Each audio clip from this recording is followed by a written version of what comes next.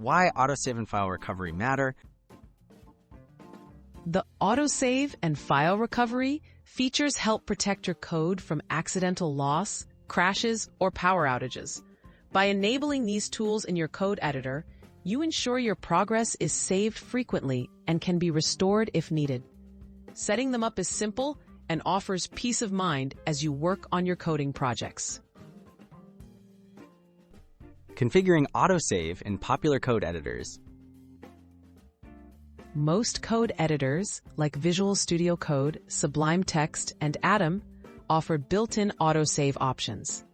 These can often be enabled from the editor's settings menu. Look for an option named Autosave or similar and choose how often it saves, such as after a certain delay, after every change, or when the editor loses focus. Enabling file recovery features. File recovery works alongside autosave by keeping temporary copies of your files. Editors may store recovery or backup versions automatically. Check your editor's documentation or settings for features labeled File Recovery, Hot Exit, or Backup.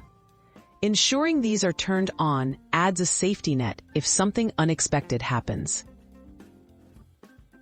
Best practices for protecting your code. Besides enabling autosave and file recovery, it's good practice to use version control systems like Git and to back up your code to cloud services or external drives. Combining these methods greatly reduces the risk of data loss and helps you recover different versions of your code easily if needed. Staying confident with autosave and recovery.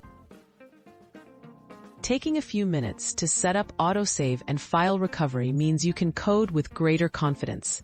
Regularly check your settings to keep these features active and updated. A secure and reliable setup keeps your work protected, so you can focus on writing better code without worrying about losing your progress.